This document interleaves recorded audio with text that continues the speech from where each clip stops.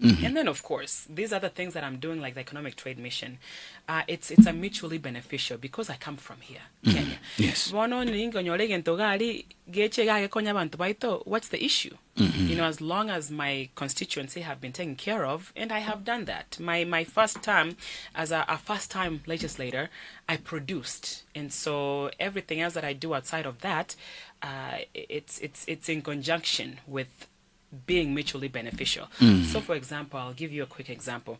The economic trade mission I'm trying to do in November. Right now in the state of Minnesota, we will have a shortage of healthcare workers, right? Yes. And so here in Kenya, how many nurses do we have ready to go? How many healthcare workers that are ready to go? Why not broker programs that will allow abantu baito and their families to come to Minnesota, but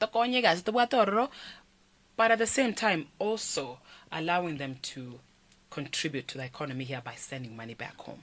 See, that's a mutually beneficial where I'm solving a problem in my district, right? But at the same time also ngo rutalende ekembeke Yes. yaikahagaenka. Yes. Amazing.